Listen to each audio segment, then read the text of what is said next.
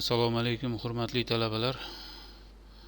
Bugun sizlar bilan Toshkent to'qimachilik va yengil sanoat instituti Oliy matematika va kompyuter grafikasi kafedrasi o'qituvchisi Karimboyev Jasur video o'quv qo'llanma haqida demak sizlarga taqdim qilyapmiz. Bu video o'quv qo'llanmamiz chizma geometriya fanidan amaliy mashg'ulotlarni bajarish uchun tayyorlangan o'quv video qo'llanma bo'lib, xabaringiz bor. Bilamizki, hozirgi kunda oliy o'quv yurtlarida talabalarni o'qitish tizimi zamon talabidan kelib chiqib o'zgartirishlar kuzatilmoqda. Ma'lumki, umumiy muhandislik fanlari chizma geometriya va muhandislik grafikasi fani mantiqiy, ijodiy fikrlash qobiliyatini hamda fazoviy tasavvur va tafakkurni talab etadigan fan hisoblanadi. Shuning uchun oliy texnika o'quv yurtlarida o'qitishning zamonaviy kompyuter texnologiyalari asosida tashkil etish zamon talablaridan biridir. Talabalarga imkoniyat darajasida zamonaviy kompyuter texnologiyalarini va elektron dasturlardan foydalanib darslarni tashkil etish hozirgi kunning eng dolzarb muammolaridandir. Ta'lim jarayonida kompyuter texnologiyalarini qo'llashdan asosiy maqsad talaba va foydalanuvchilarni dars jarayonida bilimlarini qisqa vaqtda o'zlashtirib olishlari, ularni mustahkam takrorlash va tekshirishlarini ta'minlashdan iborat. Oliy texnika o'quv yurtlarini chizma geometriya va muhandislik grafikasi fanisiz tasavvur etib bo'lmaydi. Chunki muhandis yoki muhandis pedagog bu fanni o'zlashtirmasdan o'z sohasining bilimdoni bo'la olmaydi. Oliy texnika o'quv yurtlarida o'qitilayotgan chizma geometriya va muhandislik grafikasi fani o'qitishda belgilangan mavzudagi ma'lumotlarni talabalarga yetkazishda vaqt yetmasligi katta muammolardan biridir. Ularni hal etishda ta'lim jarayonidagi kompyuter texnologiyalarini qo'llash talab etilmoqda. Shu boisdan ushbu qo'llanmada chizma geometriya fani chuqur o'zlashtirishga doir barcha masalalar yechish ketma-ketligi ham chizmalarda, ham video qo'llanma shaklida yaratilgan bo'lib, bu o'z navbatida darslarni mustaqil o'zlashtirishga bir muncha qulayliklarni yaratadi. Qo'llanmani yaratishdan asosiy maqsadimiz ham bugungi kunda masofaviy ta'limni shakllantirish, yoshlarimizni mustaqil ravishda ilm olishini ta'minlashdan iboratdir. Shunday ekan, bu o'quv video qo'llanmamizni ma'ruza mashg'ulotlarini tinglagan holda parallel ravishda kuzatib borishingizni tavsiya qilardim. Shundagina bu o'z demak natijasini berishi mumkin. Jiyan, o'qimasang agar alga bilimsiz nima deydi alga? Omi bo'lib qolasan. O'qimasa omi bo'ladimi, tog'a? Enam ham o'qimagan-ku. Men enayni omi deyotganim yo'q. Demak, boshladik bo'lmasam. Chizma geometriya birinchi mavzuyimiz bizda nuqta ortogonal proyeksiyalari, nuqtaning choraklarda joylashuvi deb nomlanadi. Demak, nuqtani ortogonal proyeksiyalariga to'xtalishdan oldin birinchi demak ma'ruza mashg'ulotida o'tilgan narsalarni bir qaytarib o'tadigan bo'lsak, mana bu yerda bizga fazoni ikkita tekislik bilan 4 ta bo'lakka ajratyapmiz. Ikkita tekislik bilan. Ya'ni gorizontal tekislik mana sariq tekisligimiz, frontal tekislik bu demak yoki vertikal tekislik deb tursak bo'ladi hozircha. Vertikal holatda turibdi ko'k tekisligimiz. Demak, ikkita tekislik bilan fazoni mana 4 ta bo'lakka bo'lyapmiz. Bu 4 ta bo'lakni biz choraklar deb nomlaymiz. Choraklar. Demak, mana bu birinchi choragi. Agar mana bunday qo'yadigan bo'lsak, mana bu yerda birinchi chorak. Birinchi chorakning orqasida ikkinchi chorak, uni ostida uchinchi chorak, bu tomonda demak 4-chorak. Mana 4 ta chorakka bo'ldik. Xo'p. Bu tekisliklarimiz o'zaro kesishib, mana kesishish chizig'ini, ikkita tekislik har doim kesishsa to'g'ri chiziq hosil bo'ladi. Mana kesishgan chizig'i. Bu chizig'imiz bizda x deb nomlaymiz. Demak, x o'qi deb nomlanadi. X o'qini hosil qilar ekan. Demak, gorizontal hamda vertikal tekisliklar kesishib x o'qini hosil qiladi. Bu 0 nuqtamiz koordinata boshi deyiladi. O'qlarni bilib olishimiz kerak. Bu yerda mana x o'qi, y o'qi, y mana koordinata boshidan oldi tarafga y plus orqa tarafga ketadigan bo'lsa, demak bu y'imiz minusdan bo'lar ekan. Xo'p. Koordinata boshidan yuqoriga z o'qimiz plus pastki tomonga yo'naltirsak, bu demak minus z deb nomlanadi. Xo'p. Choraklarni qisqacha bilib oldik. Endi mana bu yerda bu chizmamizda bizga 4 ta chorakda joylashgan nuqta ko'rsatilgan. Demak, nuqtalar. Mana birinchi chorakda A nuqta joylashib turibdi. A nuqtamiz mana birinchi chorakdadir. Uni orqasida demak B nuqta joylashgan mana. Ko'k tekisligimizning orqa tomonida B nuqta. Bu ikkinchi chorakda turgan nuqta bo'ldi. Xo'p, pastga tushadigan bo'lsak, mana S nuqta joylashgan mana. Bu S nuqtamiz 3-chorakga tegishli nuqta bo'ldi. D nuqtamiz mana 4-chorakdagi D nuqtani ko'rishimiz mumkin. Demak, mana D nuqta.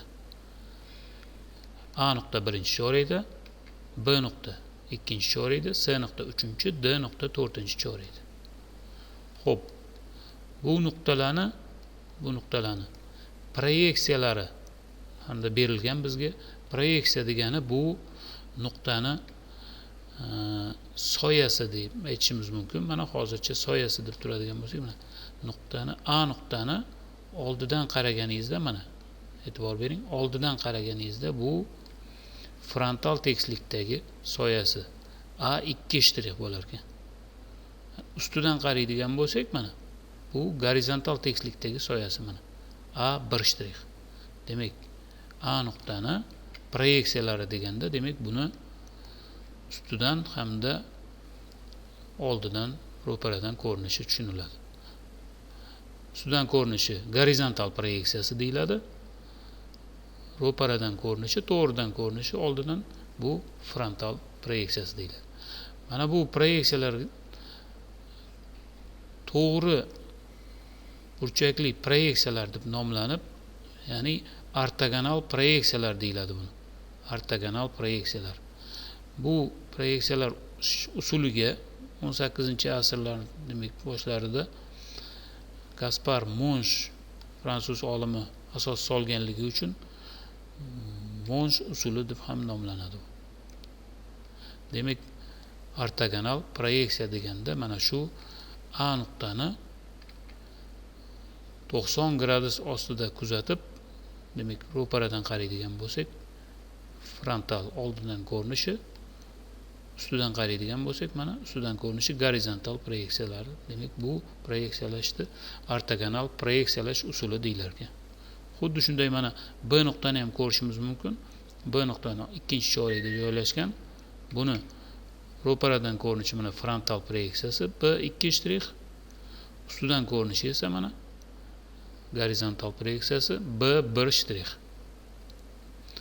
S nuqtaga e'tibor bering. Mana S nuqtani qaraydigan bo'lsak ham mana 3-chorakda S nuqtani oldidan ko'rinishi S2', ustidan ko'rinishi mana gorizontal proyeksiyasi esa S1'. D nuqta 4-chorakda joylashgan. Demak, frontal proyeksiyasi D2', gorizontal proyeksiyasi D1' deyiladi. Bularga demak hali ko'p qaytamiz. Navbatdagi demak chizmamizda biz mana proyeksiyalar tekisliklari 3 ta bo'ldi. Mana shu 3 ta tekislik proyeksiyalar tekisliklari deb nomlanadi. Bu tekisliklar o'zaro bir-biriga 90 gradus ostida joylashgan. Mana ko'rishimiz mumkin. V harfi bilan belgilanadi frontal tekisligimiz. H harfi bilan belgilanadi gorizontal tekislik. W harfi bilan belgilanadi profil tekislik. 3 ta tekislikni 3 xil rangga ajratib qo'yganmiz. Endi bu yerda 3 ta tekislik kesishib uchrashgan nuqtasi mana demak koordinata boshi bo'ladi bu. Bu nuqta koordinata boshi. Gorizontal tekislik bilan frontal tekislik keshish natijasida mana x o'qi hosil bo'ladi. X o'qi. Demak koordinata boshidan chap tarafga x o'qi musbat, o'ng tarafga mana manfiy minus x. Bu absissa o'qi deyiladi. Frontal demak gorizontal tekislik bilan profil tekislik kesishib y o'qini hosil qiladi mana. Y o'qi. Bu demak ordinata o'qi deyiladi. Y o'qimiz ordinata o'qi. Koordinata boshidan mana oldi tarafga ishorasi musbat, orqa tarafga mana demak orqa tarafga bu ishorasi manfiy y o'qimizni. Xo'p, frontal hamda profil tekisliklar kesishib mana z o'qini beradi bizga. Z o'qi demak bizda applikata o'qi deyiladi. Demak x absissa, y ordinata, z applikata o'qlari. Bular testlarda keladi bu savollar. Qanday hosil bo'ladi?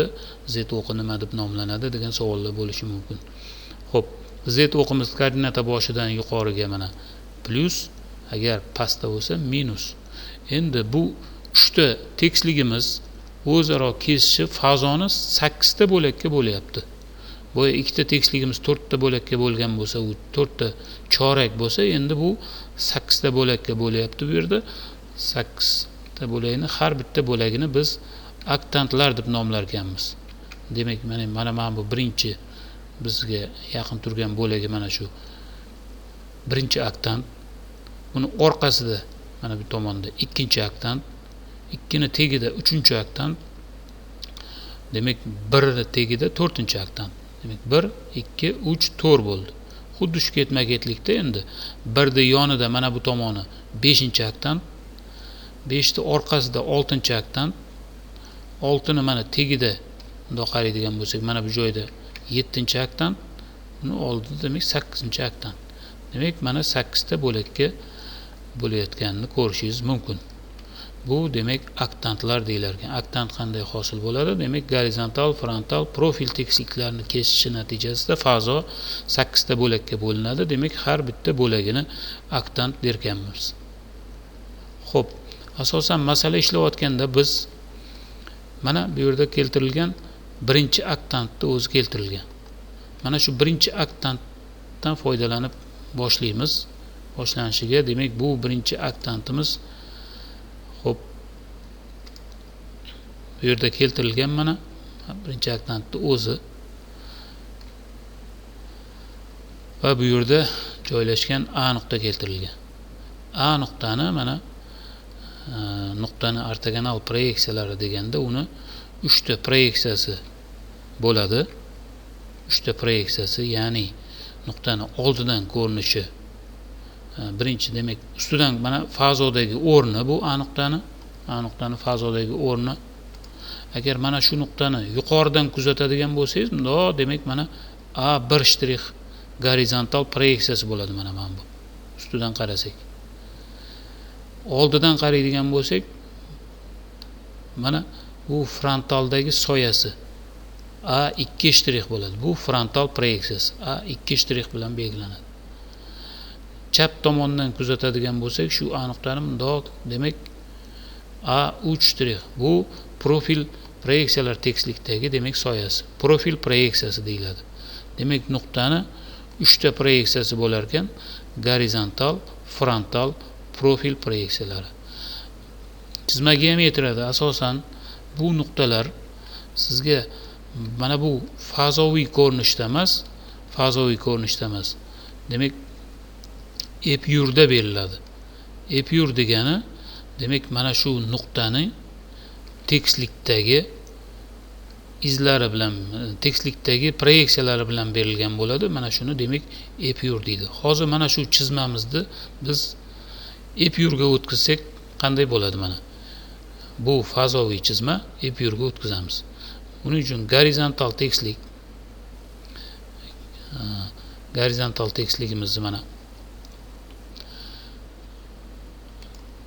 frontalga jipslashguncha mana bundoq yotqizamiz, mana aylantiramiz, pastga tashlavoramiz, ya'ni demak mana tushdi. Demak, ko'rayotgan bo'lsangiz A2 ni davomiga A1 tushdi. A2 shtrixni davomiga.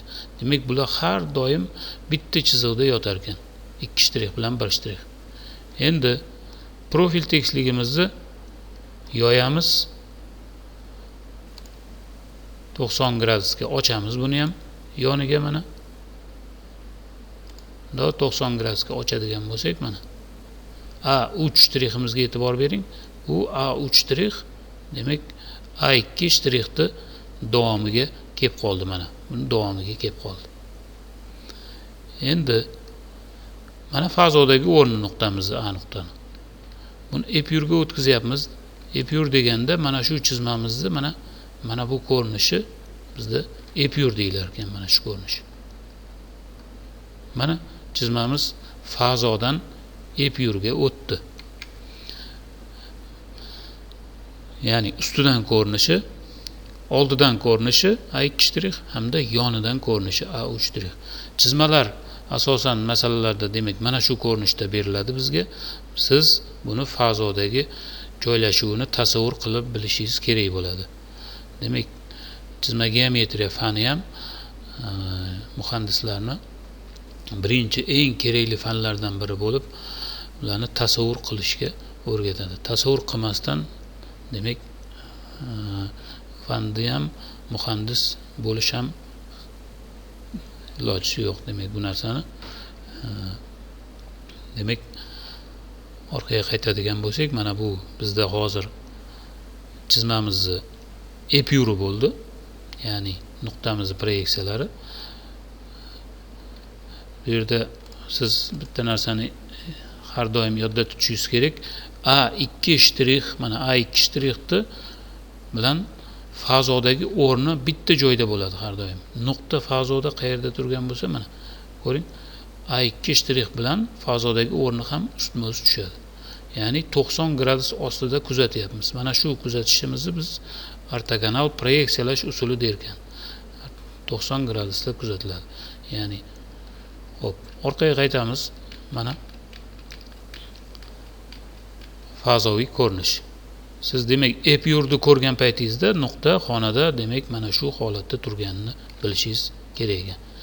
Endi x, y, z koordinatalar deganda nimani tushunamiz? Nuqtani bizga asosan x, y, z koordinatalar bilan beriladi. X deganda mana koordinata boshidan mana bu masofa bizda x koordinatasi bo'ladi mana. Mana shu yergacha bo'lgan uzunlik x koordinatasi. Xo'p, bu nuqtadan mana bungacha bo'lgan masofa y koordinatasi. Demak, mana bunisi esa z koordinatasi bo'ladi. Xo'p, keyingi chizmamizda buni yaqqol ko'rinadi hozir. Demak, mana bu chizmamizda mana birinchi oktantda joylashgan A nuqtani ko'rishimiz mumkin. Ya'ni nuqtamiz birinchi oktantda joylashgan. Bu yerdan demak biz bilishimiz kerak, x, y, z koordinatalari nimani bildiradi? Demak, A nuqta fazodagi o'rni mana bu masofa, mana A dan A2 shtrixgacha bo'lgan masofa, bu bizda y o'qida parallel turgani uchun demak y masofasi bo'ladi. Y koordinatasi deb aytishimiz ham mumkin mana. Y koordinatasi. Demak, koordinata boshidan mana bu yergacha bo'lgan masofamiz mana bu masofa. Bizda x o'qi bo'ylab bo'lgani uchun x masofa deyiladi. Demak, mana bu A nuqtadan A1 shtrixgacha bo'lgan masofa mana bu masofa. Bizda z masofa deyiladi. Ya'ni buni bilishimiz kerak. X masofa bizga profil tekislikdan nuqtani uzoqligini beradi. Mana bu masofa demak profildan qancha uzoq bo'lsa, demak x'imiz shuncha ortib borar ekan masofasi profildan uzoqligini. Agar x 0 bo'lsa, nuqta demak tekislikning o'zida yotgan bo'ladi. X 0 bo'lsa, x bu yerda masofasi bormi? Demak, qancha uzun bo'lsa, x koordinatamiz qiymati katta bo'lsa, profildan uzoqligi ham shuncha uzoq bo'ladi. Xo'p, gorizontaldan uzoqlikni z masofa beradi mana. Gorizontal tekislikdan uzoqlikni z masofa. Frontal tekislikdan uzoqligini nuqtani demak y masofasi berar ekan. Demak, koordinatalardan nuqtani qaysi tekislikdan qancha uzoqlikda turganligini ko'rishimiz mumkin. Mana buni demak agar unday ko'radigan bo'lsak, nuqtamizni agarda mana A nuqtani bunda surib profilga olib keladigan bo'lsam, mana profilga, u holda x masofa borgan sari mana qisqarib boryapti. Qisqarib oxiri mana 0 ga olib kelganimizda demak nuqta ko'ryapmiz profil tekislikda yotib qoldi. Ya'ni profil tekislikda yotgan nuqtamizni ikkita proyeksiyasi mana A2 shtrix bilan A1 shtrix o'qlarga tushib qoldi. A1 shtrix y o'qda yotibdi, A2 shtrix esa z o'qda yotibdi. Demak, nuqta x koordinatasi 0 bo'lsa, profil tekislikda yotgan bo'lar ekan. X mana 10 bo'lsa bu yerga keladi, 20 bo'lsa bu yoq, demak yana ortadi 30 x, 40. Qancha x katta bo'lsa, demak profildan uzoqlashib boraveradi nuqta. Xo'p.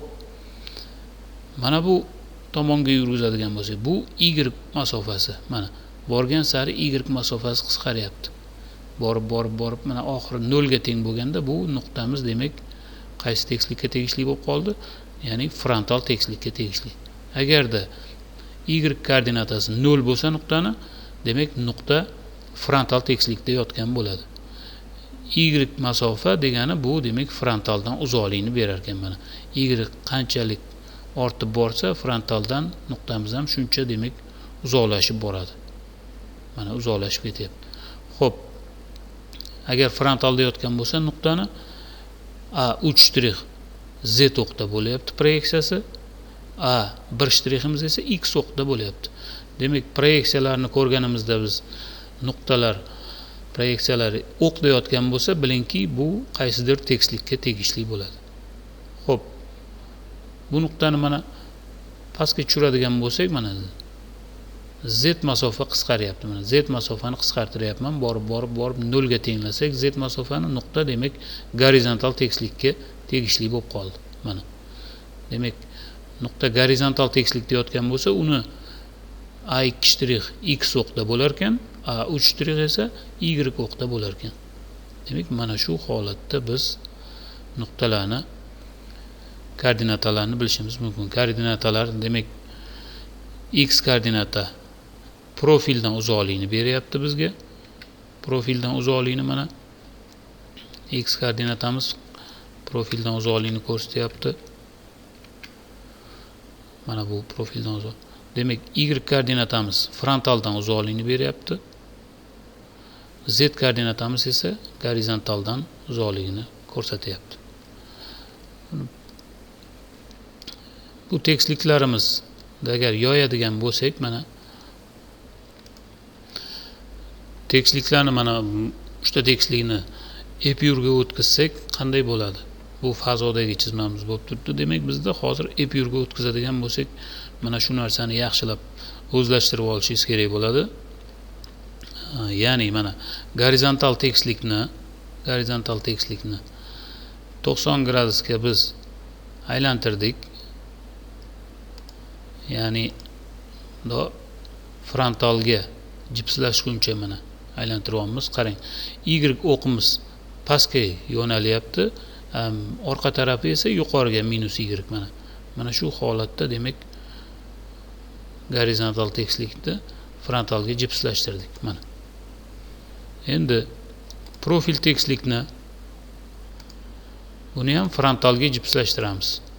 Demak, mana frontalga bundoq jipslashtiradigan bo'lsak, mana y-imiz, yana y o'qqa e'tibor bering.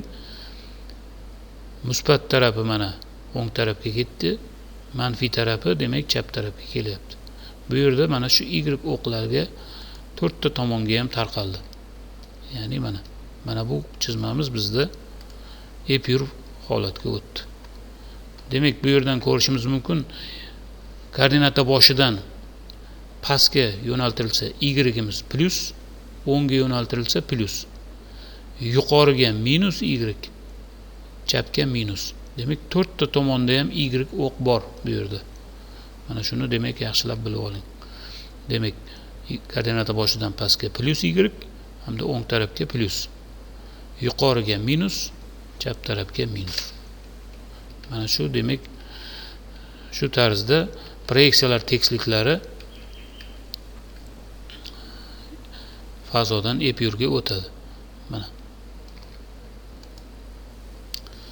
nuqtalar asosan mana shu ko'rinishda berilgan bo'lib, demak bu yerda mana chap tarafimizda fazoviy chizmasi berilgan. A nuqta birinchi chorakda joylashgan. Bu yerda profil proyeksiyalar tekisligi yo'q, faqatgina ustidan ko'rinish A1 hamda A2 berilgan bo'lsin bizga. Bu fazoviy chizmasi. Bu yerda mana ko'rishimiz mumkin, koordinata boshi, bu koordinata boshidan x o'qi bo'ylab mana shu masofa bizda x koordinatasi bo'ldi.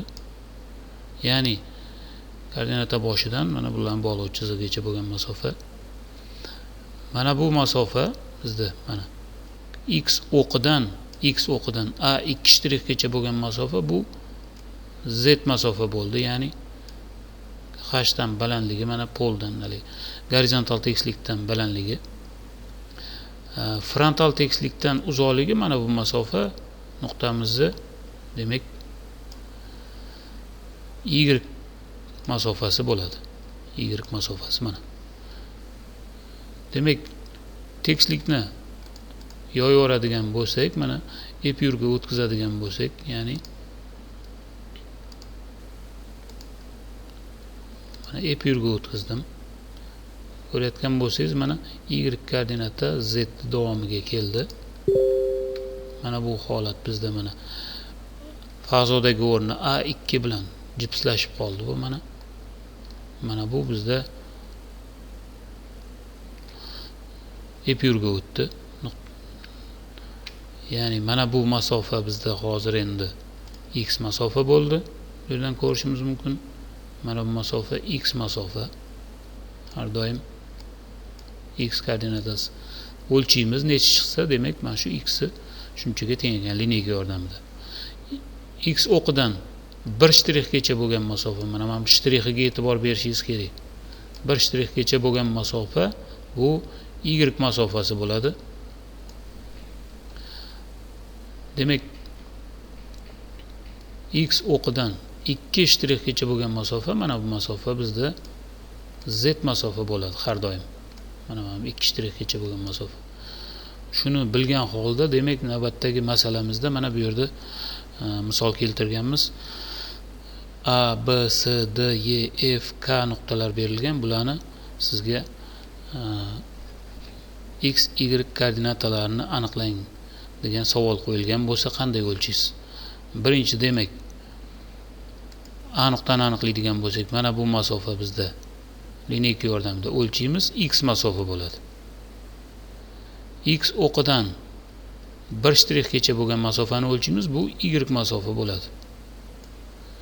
X o'qidan mana bu demak 2 shtrixgacha bo'lgan masofani o'lchaymiz, bu esa z masofa bo'ladi. Mana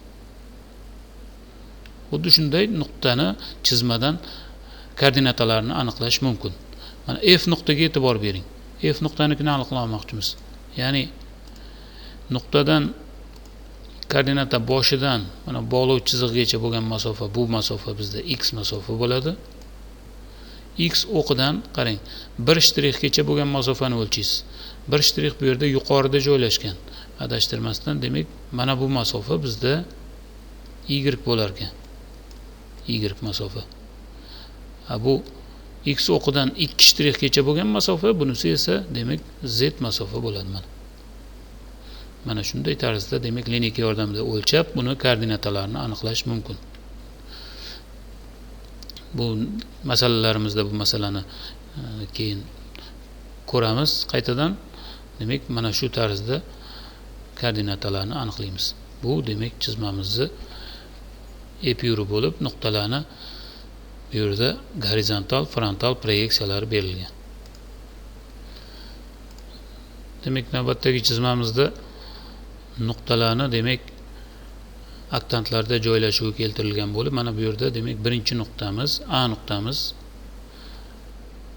birinchi aktantda joylashgan.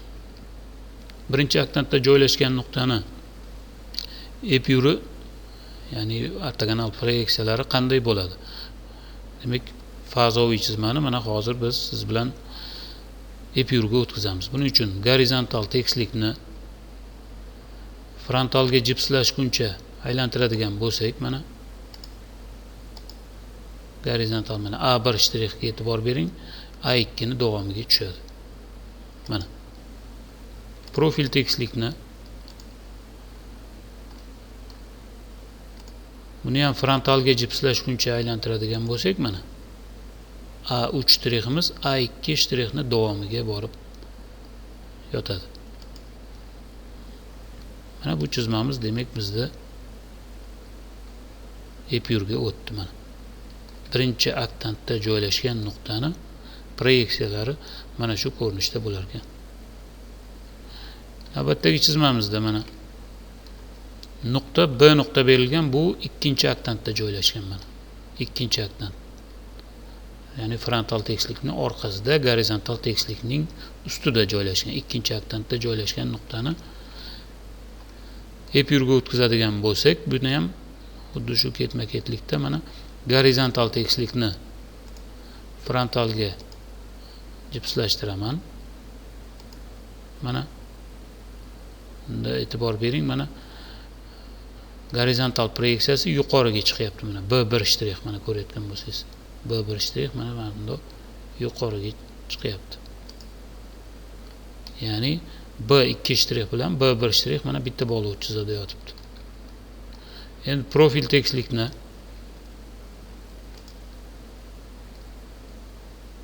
buni ham frontalga jipslashtiradigan bo'lsak,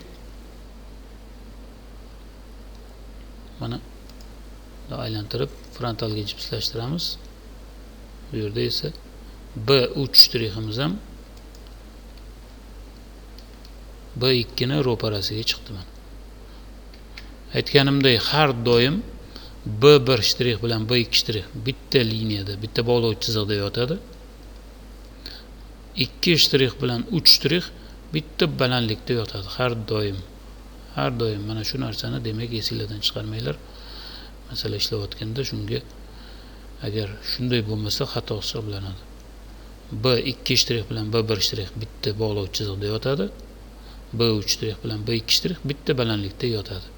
Nuqta qaysi chorakda, qaysi aktantda joylashgan bo'lishidan qat'iy nazar. Xo'p, keyingi nuqtamiz mana bu chizmamizda S nuqta mana 3-aktantda joylashgan mana.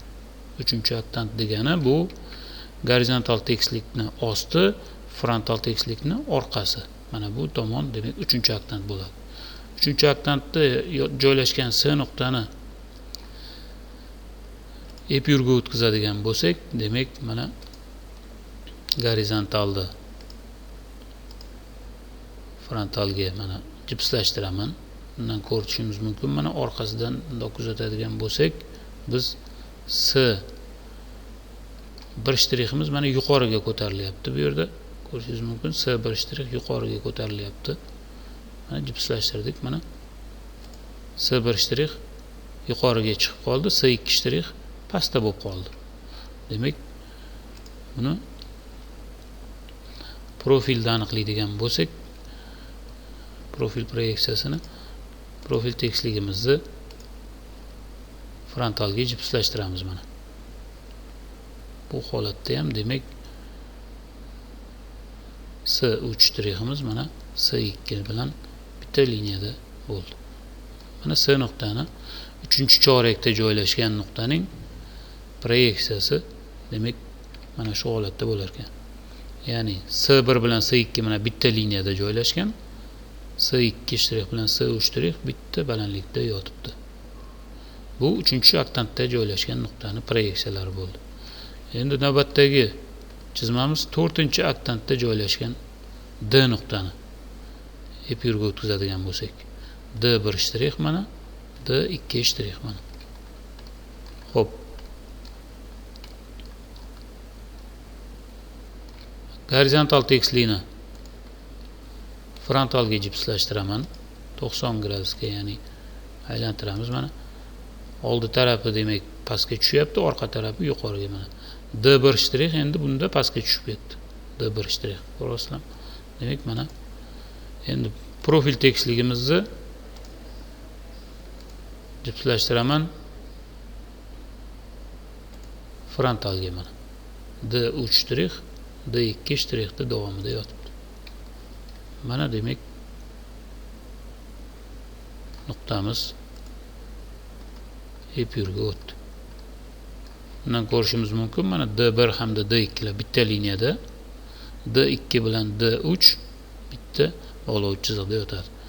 Fazodagi o'rni qayerda desa, demak har doim siz bilishingiz kerak, D2 shtrix bilan ustma-ust tushgan bo'ladi fazodagi o'rni. Mana nuqtamizning fazodagi o'rni ham D2 shtrix bilan ustma-ust tushgan bo'ladi. Har doim D2 shtrix 2 shtrix bilan fazodagi o'rni nuqtamizning ustma-ust joylashgan bo'ladi. Bundan tashqari xususiy nuqtalar bo'ladi. Xususiy vaziyatda joylashgan nuqtalar, bu nuqtalar demak proyeksiyalar tekisligiga yoki o'qlarga tegishli nuqtalar deyiladi. Ya'ni proyeksiyalar tekisligiga tegishli deganda mana bu yerda ko'rishimiz mumkin, mana nuqtamiz frontal tekislikda yotibdi. Demak frontal proyeksiyalar tekisligiga tegishli. Bu nuqtani nomlamadik biz. Endi demak nomlashingiz mumkin. Ustidan qaraydigan bo'lsak, bu nuqtani mana ustidan qaraydigan bo'lsak, gorizontal proyeksiyasi x o'qda. Yonidan qaraydigan bo'lsak, frontal profil proyeksiyasi esa z o'qda joylashgan. Frontal proyeksiyasini o'zi esa demak mana shu nuqtani o'zida bo'ladi mana. Shuni o'zida joylashgan. Ya'ni nuqta tekislikda joylashgan, frontal tekislikda. Keyingi chizmamizda mana bu yerda nuqtamiz gorizontal tekislikda joylashgan mana. Uni oldidan ko'rinishi x o'qda joylashgan. Yonidan ko'rinishi esa y o'qda joylashgan mana. Nuqtani gorizontalda yotgan bo'lsa, uni ikkita proyeksiyasi o'qlarda bo'lar ekan. Xo'p, keyingi chizmamizda nuqtamiz mana profil tekislikda joylashgan. Profil tekislikka tegishli deyiladi. Oldidan ko'rinishi bu nuqtamizni mana oldidan qaraydigan bo'lsangiz, frontal proyeksiyasi z o'qda yotibdi. Ustidan qaraydigan bo'lsak, kuzatadigan bo'lsak, demak buni gorizontal proyeksiyasi esa y o'qda joylashgan. Mana nuqtalar tekislikda yotgan bo'lsa, uni ikkita proyeksiyasi demak o'qlarda yotar ekan. Xo'p, bundan tashqari tekislikdan tashqari nuqtalarimiz bo'lishi mumkin, o'qlarga tegishli bo'lishi mumkin. Mana bu yerda demak bu chizmamizda nuqtamiz x o'qida yotibdi mana. X o'qida yotgan nuqtani ustidan qarasangiz ham gorizontal proyeksiyasi o'zida bo'ladi. Mana shunda shu nuqtani mana ustidan kuzatadigan bo'lsangiz, gorizontal proyeksiyasi shu yerda o'zida.